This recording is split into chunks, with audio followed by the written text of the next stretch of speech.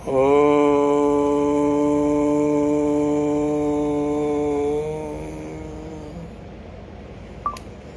नमस्कार मित्रों।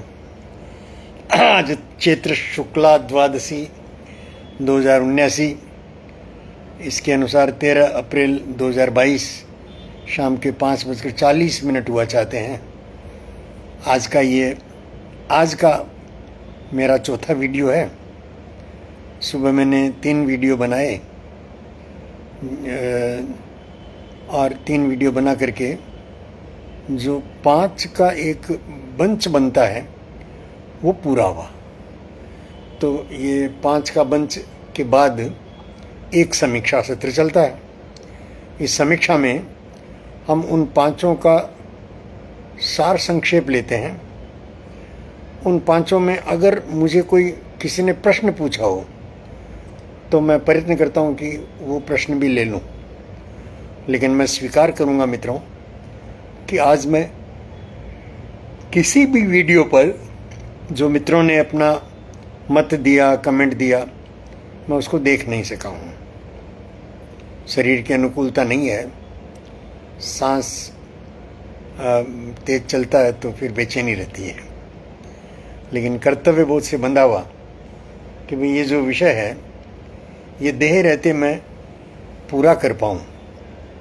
विषय बड़ा है मित्रों, विषय जटिल है, बड़ा है, लेकिन पूरी मानवता के लिए आवश्यक है, उपकारी है।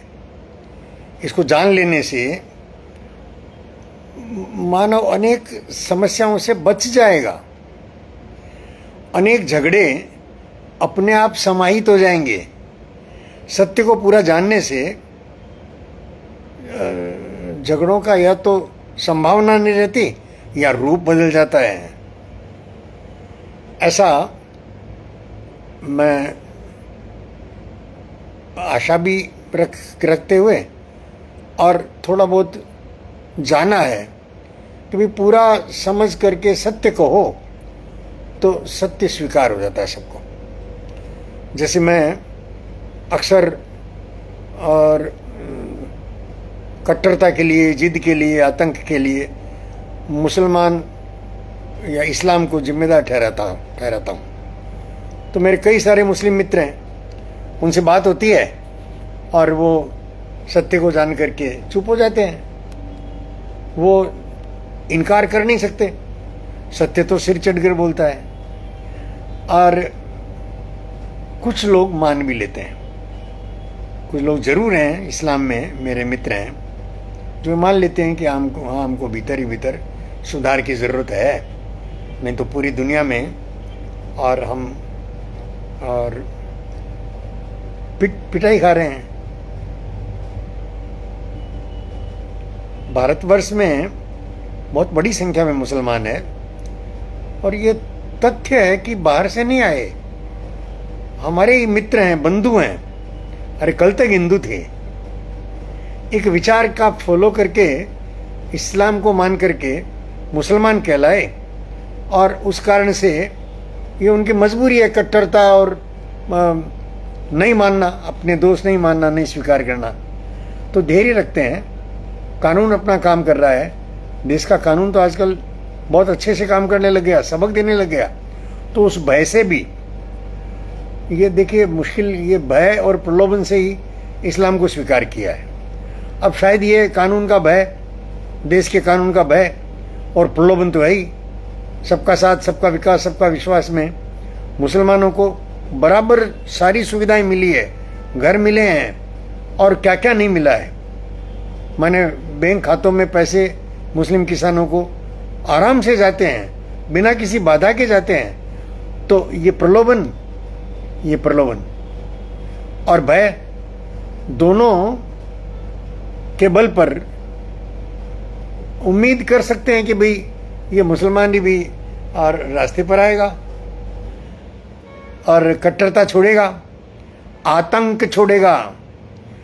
अरे डराना बंद करो यार, अब सब जान गए हैं कि तुम डरे हुए हो इसलिए डराते हो।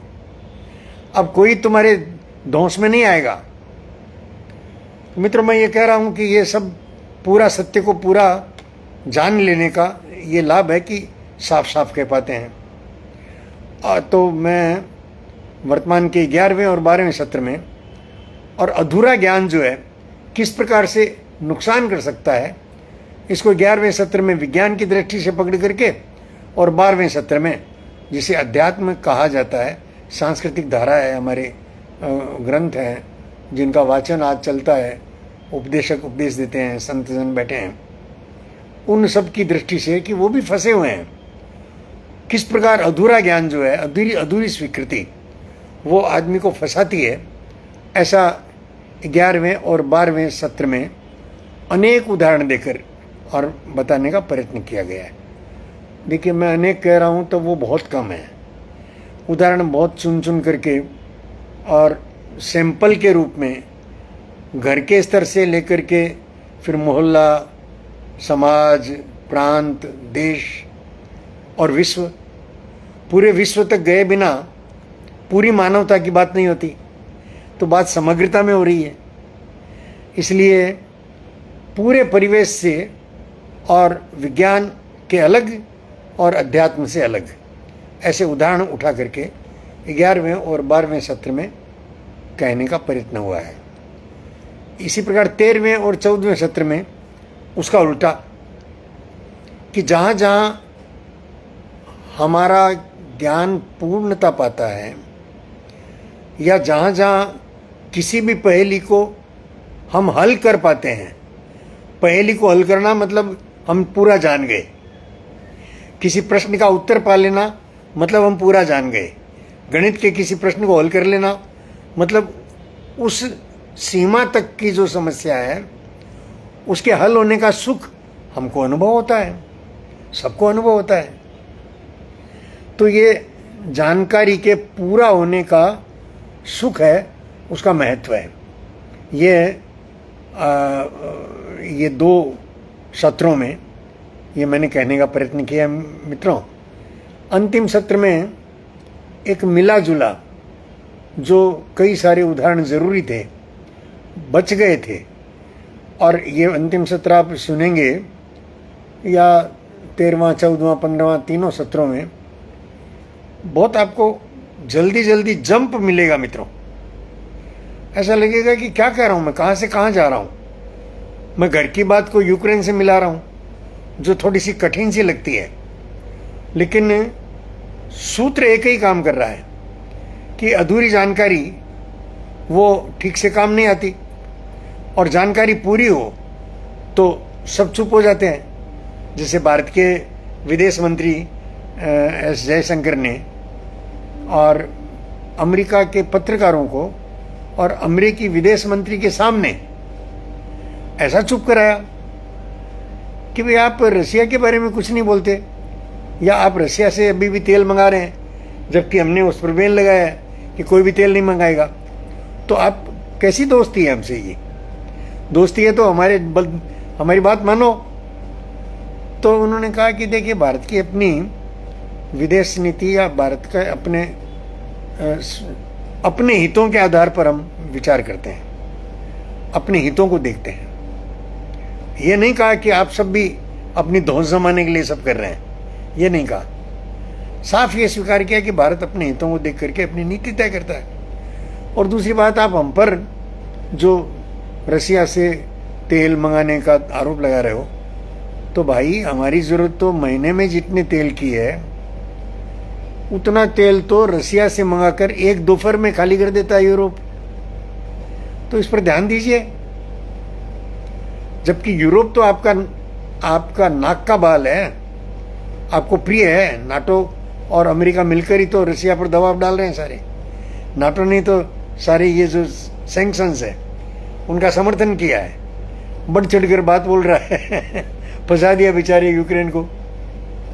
हाँ, भारत ने यह भी कहा कि भाई जो एक शहर है बुखा, वहां पर जो नरसंहार हुआ है, उस नरसंहार को और उसका और तटस्थ विश्लेषण निरीक्षण चाहती है। तो ये अच्छी बात है हमने कहा हम चाहते हैं ये, और उसका तटस्थ भाई ये किसने किया, कैसे हुआ, इतनी बड़ी मात्रा में नरसंहार हुआ कैसे, इसको और जानने के लिए और इसको उसकी खोज हो, उस पर कमेटी बैठे, इसमें भारत की सहमति है। तो ये सारा इस प्रकार से ये जो 11 से 15 वीडियो का जो सेट है मित्रों, ये पूरा हुआ। 15वें में मैंने दोनों तरफ के, मैं अज्ञान से दुख कब तक पाते रहोगे, कब तक लड़ते रहोगे, हिंदू मुसलमान भारत में कब तक लड़ता रहेगा, ये सारा एक दूसरे के प्रति अज्ञान का ही और कारण है। हिंदुओं को अगर ठीक से पता चल जाए कि भाई दोष मुसलमान में नहीं है, दोष कुरान में है, कुरान की आयतों को ठीक हुए बिना, और जिसको ठीक करने की जिम्मेदारी मुसलमान पर है। सोहेल खान सुन रहे हैं, नमस्कार। उसको ठीक करने की भाई वो अपना घर साफ करें। अपना घर साफ करने के लिए किसी बाहर के आदमी को तो कोई नहीं बुलाएगा, अपना घर साफ करने की जिम्मेदारी घर के मालिक को है। तो इसी प्रकार से समस्या, हमारी समस्या मुसलमान नहीं है। मुसलमान बहुत अच्छे व्यक्ति हैं, बहुत अच्छे व्यक्ति हैं। मैं अपने व्यक्तिगत मित्रों के हवाले से कह रहा हूँ, एक सामान्य हिंदू की तुलना में एक मुसलमान एक बेहतर इंसान है। लेकिन जो ही इस्लाम की बात आएगी उसी समय वो फंस जाता है, उसको इजाज़त नहीं है कि वो उस पर बात भी करे। हिंदू जैसे है वो गीता पर, पुराणों पर, रामायण पर आराम से समीक्षा कर लेता है। गीता की कितनी कितनी टीकाएं आई हुई है, 100 से ज़्यादा टीकाएं तो मैंने पढ़ी है मित्रों गीता पर। और दुनिया भर में गीता पर, रामायण पर सब कुछ कह सकते हैं जी। राम सीता को गाली दे, हमारे यहाँ कोई ऐसा नहीं है कि गुस्ताख के रसूल की यही सजा, सरतन से जुदा, सरतन से जुदा, ऐसा नहीं है। हम संवाद में भरोसा करते हैं। इस्लाम संवाद में भरोसा करने की इजाजत नहीं देता, संवाद नहीं बनने देता। संवाद बने बिना इंसान मिलेगा कैसे? संवाद एकमात्र रास्ता है बातचीत। संवाद करो, संवाद करो। अरे भाई मेरी कोई गलती होगी तो मैं स्वीकार कर लूंगा। सत्य तो सिर चढ़कर बोलता है। अब तुम्हारी गलती है, तुम स्वीकार करो तो इंसान, न करो तो मुसलमान। बहुत सीधी सी बात। कोई गलती, अरे भैया समझ में आ रही है, स्वीकार कर लिया तो इंसान, नहीं तो मुसलमान। सारी दुनिया में यही तो परिभाषा बनी हुई है। कल अंगोला से और इस्लाम को बाहर कर दिया गया। मुझे बड़ा दुख हुआ कि भाई इस प्रकार से पूरी दुनिया में, और ये एक जो, अब मित्रों मैं इसमें नहीं जाता, कभी और प्रसंग आएगा, सोहेल भाई से बात होगी तो मैं करूंगा। सोहेल भाई मैंने नंबर दिया है, फ़ोन कर लो यार। और आप मेरे इसमें आना चाहते हैं, आपने नंबर दिया है, मैं भी उसको ले लूँगा अपने व्हाट्सएप पर और आपको अपने वीडियो भेजता रहूँगा। आपने ये कहा कि आप मेरे इस वीडियो के अंदर होना चाहते हैं। मैं तकनीकी रूप से न जानता हूँ और न इतना विस्तार संभाल पाता हूँ मित्रों। मैं तो ये वीडियो बना करके उस पर लिख देना, इतने में मेरा शरीर चूक जाता है। मैं, अब मेरी सीमा है, उम्र भी हो गई और मेरे कई सारे काम है भाई। मैं कई सारे शोध में लगा रहता हूँ, तो इसके सिवा भी मेरी कई सारी जिम्मेदारियाँ हैं। मैं परिवारी आदमी हूँ, एक परिवार का बड़ा हूँ। मैं एक परिवार का बड़ा होने के नाते कई सारे काम मुझे देखने होते हैं। मैं कोई सन्यासी नहीं हूँ यार। हनुमान जी नमस्कार, हनुमान जी बोल रहे नमस्कार। मुझे लगता है कि हनुमान जी ने मेरी किताब पढ़ी नहीं है, उद्भव उत्कर्ष और अंत। किताब उन्होंने जिल्द बांध कर रखी हुई है। अरे भैया खो गई हो तो मुझसे मंगा लो, मैं और भेज दूंगा। पढ़ते तो बात होती यार हनुमान जी। एनीवेज, पढ़ना नहीं पढ़ना आपकी मर्जी है, ये सुनना नहीं सुनना भी आपकी मर्जी है, और सुनकर मानना नहीं मानना तो और भी मर्जी है। हर आदमी की स्वतंत्रता है, हर आदमी की स्वतंत्रता है। इसका सम्मान करते हुए आइए 3 बार ओंकार करें। आगे की यात्रा कल करेंगे। ओ